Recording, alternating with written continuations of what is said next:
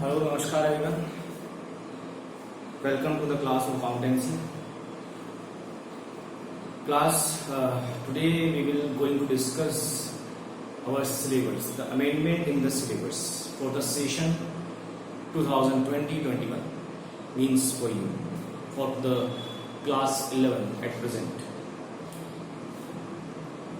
आप सब जानते हैं because of corona virus CBSE ने हमारे सिलेबस में कुछ चेंजेस किए हैं और चेंजेस क्या किए हैं, डिलीशन किए हैं, चाहे जो है कुछ टॉपिक्स हटा दिए गए हैं। तो आज हम लोग उन्हीं टॉपिक्स के बारे में डिस्कस करने जा रहे हैं कि जो टॉपिक्स उन्होंने हटा दिए हैं। अब देखिए, बहुत बड़ी समस्या ये है कि अगर आप क्लास 11 के स्टूडेंट हैं तो पहली बात तो ये कि आपके लिए कॉमर्स सब्जेक्ट बिल्कुल नया है, और दूसरी बात उसमें आप जब अकाउंटेंसी सब्जेक्ट पढ़ रहे हैं तो आपको यही पता नहीं है पहले तो कि हमारे पास सिलेबस में है क्या क्या। ठीक है, तो डिलीशन क्या हुआ है इतना आपके लिए रिलेवेंट नहीं होता। फिर भी हम एक बार आपको बता दें क्या क्या डिलीट हो चुका है।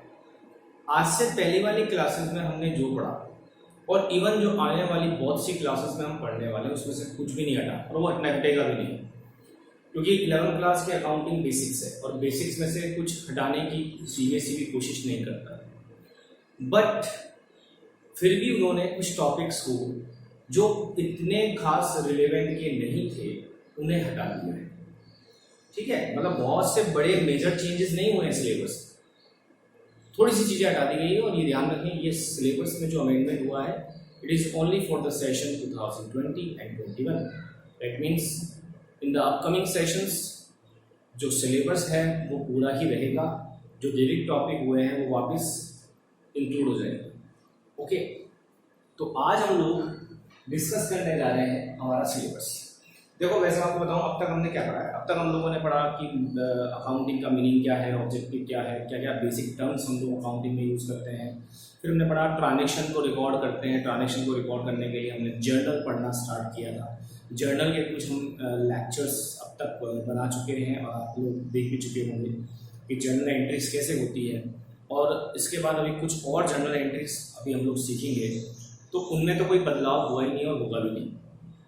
ओके, इसके बाद जो हमारी पूरी अकाउंटिंग साइकिल है कि लेजर होती, जर्नल के बाद हम लोग लेजर पोस्टिंग करना सीखते हैं, मतलब अकाउंट खोलते हैं, एक एक अकाउंट को सेपरेट करके उससे रिलेटेड ट्रांजेक्शन्स को हम लोग अकाउंट में पोस्ट करते हैं, जिसको हम क्लासिफिकेशन कहते हैं।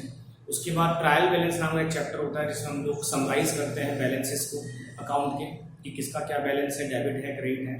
वो बैलेंस निकाल के हम लोग ये भी चेक करते हैं कि हमने जो वर्क किया है अब तक वो सही है कि नहीं। और इसके बाद हम लोग बिजनेस के फाइनल रिजल्ट पे आते हैं, जो हम लोग कहते हैं कि हमने प्रॉफिट कमाया है, लॉस। तो वो कंक्लूजन, वो इंटरप्रिटेशन भी आपको जो है अभी भी आपके सिलेबस में वो रहेगा, क्योंकि वो तो मेन अकाउंटिंग का पर्पज है सिखाना। तो वो सारी चीज़ें जिसमें हम लोग फाइनेंशियल स्टेटमेंट बनाते हैं, नाम है फाइनेंशियल स्टेटमेंट नाम का चैप्टर है वो। उसमें trading account, profit and loss account और बैलेंस शीट ये हम लोग सीखते हैं। इसके अलावा कई छोटे मोटे चैप्टर्स हैं जो कि हमारे फाइनेंशियल स्टेटमेंट को कंप्लीट करते हैं।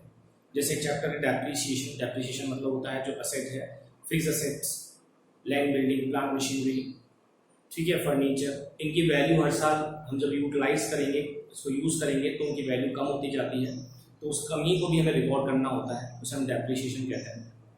इसके अलावा हमारे पास चैप्टर होते हैं, जैसे कुछ थ्योरिकल चैप्टर होते हैं, प्रोविजंस क्या होते हैं, रिजर्व्स क्या होते हैं। इसके अलावा हम लोगों ने हमारे सिलेबस में जो कवर है वो है चैप्टर जैसे रेक्टिफिकेशन ऑफ एरर्स। रेक्टिफिकेशन का मतलब है गलती का सुधार। जैसे मान लीजिए आप कोई अकाउंटिंग एंट्री कर रहे हैं या आप लेजर में पोस्टिंग कर रहे हैं या आप बैलेंस कैलकुलेट कर रहे हैं, तो हमसे कोई गलती हो गई और गलती पकड़ में आ गई, तो गलती का सुधार कैसे होगा, रेक्टिफिकेशन कैसे होगा, उसके लिए कुछ एंट्रीज करनी होती है, वो कैसे होंगी, वो एक चैप्टर हमारे पास है। तो ये जो चैप्टर्स हैं ये साथ साथ हमारे, मतलब एक तो है मेन साइकिल। मेन साइकिल क्या है कि जर्नल, लेजर, ट्रायल बैलेंस और फाइनेंशियल स्टेटमेंट, और इसके बाद कुछ साइकिल को कंप्लीट करने के लिए कुछ सबसाइडेड चैप्टर्स हैं, जिसमें बता दिया मैंने आपको। रेक्टिफिकेशन है, इसके बाद हमने बात करी जो है डेप्रिसिएशन है, प्रोविजन रिजर्व की थ्योरी है, और इसके अलावा एक चैप्टर है सबसाइडरी बुक्स। सबसाइडरी बुक तो मेन है बुक है। सबसाइडरी बुक जर्नल की तरह ही होती है, लेकिन जर्नल में क्या होता है, हम लोग सारे ट्रांजेक्शन एक ही बुक जर्नल में रिकॉर्ड करते रहते हैं। सबसाइडरी बुक में क्या करते हैं, हम उन ट्रांजेक्शन्स का क्लासिफिकेशन करके हर अलग नेचर के अकाउंट को उसमें उसके लिए एक अलग बुक बना देते हैं। जैसे परचेज के ट्रांजेक्शन के लिए परचेज बुक बना देंगे, सेल्स के ट्रांजेक्शन के लिए सेल्स बुक बना देंगे, कैश के ट्रांजेक्शन के लिए कैश बुक बना देंगे। इस तरह से कुछ बुक्स वहाँ पर बनाई जाती है। ठीक है, तो अब हटा क्या है उसकी बात करिए। देखिए हमारे यहाँ 4 चैप्टर्स में अमेंडमेंट हुआ है, चेंजेस हुए हैं, और ये मैं बता रहा हूँ डिलीटेड टॉपिक्स, जो टॉपिक हटा दिए गए। सबसे पहले एक चैप्टर होगा हमारे पास जिसमें अमेंडमेंट आया है, तो आप लोग अपनी बुक्स में, जिन्होंने बुक्स परचेज कर ली है, अपनी बुक्स में भी आप जाकर ये टॉपिक्स हटा देना, क्योंकि ये टॉपिक्स हम लोग इस सेशन में नहीं पढ़ने वाले। एक चैप्टर है बैंक रिकंसिलिएशन स्टेटमेंट। ये चैप्टर होता क्यों है, क्योंकि इस चैप्टर में सिखाया जाता है कि जैसे हम लोग बैंक से ट्रांजेक्शन करते हैं, तो बैंक से जब हम ट्रांजेक्शन करते हैं तो प्रॉब्लम क्या आती है कि हम किसी ट्रांजेक्शन को रिकॉर्ड कर लेते हैं जैसे हमारी वो नॉलेज में आता है, लेकिन बैंक उस ट्रांजेक्शन को तभी रिकॉर्ड करता है जब वो बैंक की नॉलेज में आता है। फॉर एग्जांपल, अगर हम लोगों ने कोई चेक इशू किया, किसी को चेक से पेमेंट किया, तो मैंने तो आज ही एंट्री कर ली अपने यहाँ पर, लेकिन बैंक उसको कब एंट्री करता है, उसकी बैंक तब एंट्री करता है जब वो चेक, उस सामने वाली पार्टी हमारे अकाउंट से पैसा निकालेगी, वो चेक बैंक में लगाएगी अपने अकाउंट में, और हमारे अकाउंट से पैसा निकलेगा, तब जाके वो चेक की रिकॉर्डिंग बैंक करता है। इसलिए आपको पता हो कि बैंक से जब हम ट्रांजेक्शन करते हैं उसकी रिकॉर्डिंग करने के लिए हम लोग एक पासबुक मेंटेन होती है हमारे पास। पासबुक में एंट्री बैंक करता है, हम एंट्री करा के ले आते हैं कि पासबुक में एंट्री हो रही है, ताकि हम वेरीफाई कर सकें कि बैंक के हिसाब से हमारा ये बैलेंस है। इसी तरह एक होती है कैश बुक, जो हम लोग मेंटेन करते हैं बिजनेस में। कैश बुक जो है उसमें हम लोग ये ट्रांजेक्शन जो है बिजनेस के कैश के और बैंक के रिकॉर्ड करते हैं। तो कैश बुक में हम लोगों ने जो ट्रांजेक्शन रिकॉर्ड किए, तो कैश बुक हमारा बैलेंस बताएगी हमारे हिसाब से कि बैंक में कितना बैलेंस है, और बैंक उसमें जो एंट्री करेगा हमारे ट्रांजेक्शन की, वो करेगा वो पासबुक में, वो बैंक बताएगा कितना बैलेंस है। अब दोनों बैलेंसेस में क्या होता है, डिफरेंस आ जाता है इसी टाइम गैप के कारण, रिकॉर्डिंग के कारण, कि जैसे हमने चेक की एंट्री तुरंत कर ली, लेकिन बैंक में चेक की एंट्री तभी होगी जब वो चेक या तो बैंक से निकलेगा या बैंक में जमा होगा। इसी तरह बैंक ने आपके अकाउंट में इंटरेस्ट क्रेडिट किया, आपको पता नहीं, अब आपका बैंक बैलेंस में इंक्रीज हो गया, लेकिन आपकी कैश बुक में आपने एंट्री नहीं करी, बुक्स ऑफ अकाउंट बिजनेस की बुक्स में, बिजनेस की बुक क्या है, इसके लिए कैश बुक है, पढ़ेंगे मांगे, तो उसमें हमने एंट्री करी नहीं, इस वजह से बैलेंस में डिफरेंस आया। इसके लिए हम इस बैलेंस को रिकंसाइल करते हैं, रिकंसाइल करने वाले कारण का पता लगाते हैं कि डिफरेंस क्यों आ रहा है। तो इसके लिए हम लोग एक स्टेटमेंट बनाते हैं जिसका नाम है बैंक रिकंसिलिएशन स्टेटमेंट। इस चैप्टर में ये एक अमेंडमेंट आया है, ये चेंज आया है कि ये टॉपिक हटा दिया गया है, amended cash book. Amended cash book होता क्या था कि जैसे हमको पता चला कि हाँ भाई ये गलती हुई है, या ये ट्रांजेक्शन बैंक ने तो रिकॉर्ड कर लिया, हमने रिकॉर्ड नहीं किया, तो हम लोग क्या करते हैं, हम लोग जो कैश बुक बनाते हैं उस कैश बुक में जाकर हम लोग उस ट्रांजेक्शन को रिकॉर्ड कर लेते हैं। तो इसके लिए जो कैश बुक बनती है उसको हम अमेंडेड कैश बुक कहते हैं, लेकिन वो कैश बुक अब आपको नहीं बनानी है इस सेशन में, वो टॉपिक इन्होंने यहाँ से हटा दिया है। मतलब बैंक रिकंसिलिएशन स्टेटमेंट चैप्टर तो है, बट उसका ये छोटा सा टॉपिक होता है लास्ट में चैप्टर के, वो हमारे यहाँ से हटा दिया गया है कि आपको अमेंडेड कैश बुक बनानी होगी, वो आपको नहीं बनानी हुई, तो एक तो ये चैप्टर हटा दिया है। ठीक है, आगे बढ़ते हैं। एक चैप्टर है bills of exchange. Bills of exchange क्या होते हैं, ये बिल्कुल आपके लिए नया है। जैसे चेक होते हैं वैसे बिल्स होते हैं।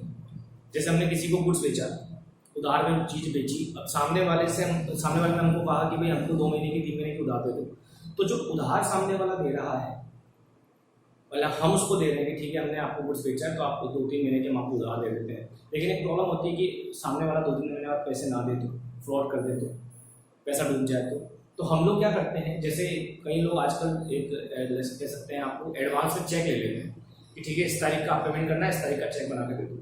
इसी तरह बिल्स ऑफ एक्सचेंज होते हैं जिसमें हम लोग क्या करते हैं, सामने वाले पर चेक नहीं बिल लिख देते हैं। बिल एक क्या होता है, एक लीगल एविडेंस, एक लीगल डॉक्यूमेंट है जो स्टैम्प पे लिखा जाता है, स्टैम्प पेपर पे, ओके, स्टैम्प पे लिखा जाता है कि भाई आप मुझे इतने पैसे इस तारीख को दे दो, और सामने वाले से हम साइन करा देते हैं, तो उस केस में वो हमारे लिए बन जाता है बिल, बिल्स ऑफ एक्सचेंज। ठीक है, इसमें 2 बातें होती है, मेरे लिए बनेगा वो बिल्स रिसीवेबल BR, उसके लिए बनेगा सामने वाले के लिए बिल्स पेबल, क्योंकि उसको बिल देना है, पैसा देना है उसका, उसके लिए बनेगा बिल्स पेबल। बिल्स पेबल मतलब PP शॉर्ट में उसको बोलते हैं। तो ये कुछ कहानी हम लोग ऐसा सीखते हैं कि बिल बनते हैं, सामने वाले के लिए बिल्स रिसीवेबल होता है, मेरे लिए बिल्स रिसीवेबल होगा, सामने वाले के लिए बिल्स पेबल होगा, उसकी क्या जर्नल एंट्रीज करेंगे। तो इस चैप्टर में कुछ चेंजेस आए हैं, इसमें 2 टॉपिक हटा दिए गए हैं, रिटायरिंग ऑफ अ बिल और रिन्यूअल ऑफ बिल। रिटायरिंग का मतलब होता है कि जो बिल है उसका पेमेंट करना ड्यू डेट पर, जब बिल की डेट आती है उस समय उसका पेमेंट करेंगे, तो उस समय क्या एंट्री होगी। तो ये जो चैप्टर है इसमें से काफी मेजर चेंज जो है, मेन टॉपिक था रिटायरिंग ऑफ बिल, ये हटा दिया गया कि बिल का सेटलमेंट कैसे होगा जब पेमेंट होगा, वो टॉपिक ही हटा दिया गया। तो काफी बड़ा चेंज आ गया, मतलब ये टॉपिक मेन ही है आपके लिए, थ्योरेटिकल इंपॉर्टेंस होता है, ठीक है।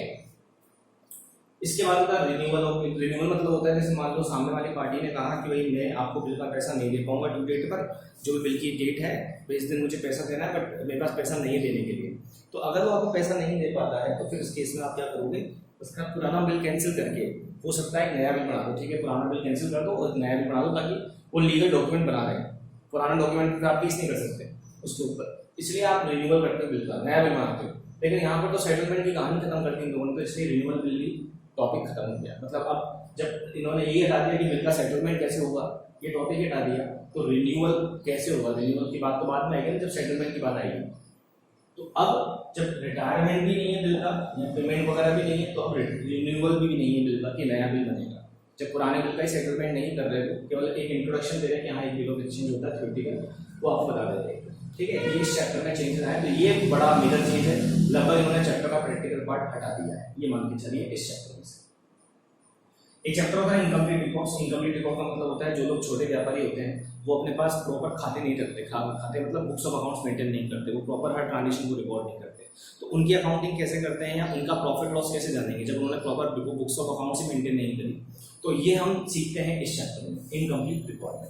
इसमें भी दो टॉपिक्स इन्होंने हटा दिए हैं। एक तो थ्योरेटिकल टॉपिक है difference between accounts from incomplete records and statement of affairs. Statement of affairs क्या होता है, एक तरीके से हम लोग उसकी पोजीशन जानते हैं, जिसने रिकॉर्ड प्रॉपर नहीं रखे हैं तो उससे हम अंदाजन पूछते हैं बताओ तुम्हारी एसेट कितनी, तुम्हारी लायबिलिटी कितनी है, ताकि उसकी हम कैपिटल का अंदाजा लगा सकें कि तुम्हारी बिजनेस में कितनी कैपिटल लगी हुई है। तो इसका एक थ्योरेटिकल टॉपिक इन्होंने यहाँ से हटा दिया है, ठीक है। इसमें से भी थ्योरेटिकल है कि ये स्टेटमेंट ऑफ अफेयर्स कैसे बनता है, ये तो हम लोग इस चैप्टर में इंक्लूडेड है और हम लोग पढ़ेंगे भी आगे। मतलब मैं बताना चाह रहा हूँ कि जितना भी सिलेबस अभी तक हटाया है ये तो बहुत आगे पढ़ने वाली बातें हमारे लिए। अभी तक हमने जो पढ़ा है इसमें से कुछ भी नहीं हटा है, एज इट इज हम लोग पढ़ रहे हैं, वो पढ़ते रहेंगे आगे, ठीक है। एक है trading account, profit and loss account और बैलेंस शीट। जो फाइनेंशियल स्टेटमेंट होते हैं, फाइनेंशियल स्टेटमेंट जिससे हम प्रॉफिट लॉस जानते हैं बिजनेस का, वो इस चैप्टर से हटा दिया गया है, इस चैप्टर में नहीं है। वैसे भी हम लोग ये trading account, profit and loss account बनाते हैं, बैलेंस शीट बनाते हैं बिजनेस की फाइनेंशियल पोजीशन जानने के लिए, ट्रेडिंग प्रॉफिट लॉस अकाउंट बनाते हैं बिजनेस का प्रॉफिट लॉस जानने के लिए। तो वो तो हमें आज भी है हमारे टॉपिक में, लेकिन इस चैप्टर में जो लोग इनकम्प्लीट रिकॉर्ड रखते हैं, प्रॉपर रिकॉर्ड नहीं रखते हैं, तो हम सीखते हैं कि अब जिन्होंने प्रॉपर रिकॉर्ड ही नहीं रखे, जिन्होंने सारे ट्रांजेक्शन रिकॉर्ड ही नहीं करे, उनकी बुक्स ऑफ अकाउंट से हम लोग कैसे trading account, profit and loss account बनाकर प्रॉफिट लॉस निकाल सकते हैं। ये टेक्निक थी सीखने की कि कैसे हम लोग इनकम्प्लीट रिकॉर्ड से भी trading account, profit and loss account और बैलेंस शीट बना सकते हैं, ठीक है, प्रॉफिट लॉस जान सकते हैं। तो इन्होंने वो टॉपिक हटा दिया है कि अब आपको इनकम्प्लीट रिकॉर्ड से trading account, profit and loss account और बैलेंस शीट बनाने की आवश्यकता नहीं है इस सेशन में। मतलब अब यहाँ पर प्रॉफिट निकालने का एक तरीका और होता है, दूसरा केवल वो रह गया है, ठीक है। और ये वाला तरीका जो है, ये वाला trading account, profit and loss account, balance sheet बनाकर ये तरीका इन्होंने हटा दिया।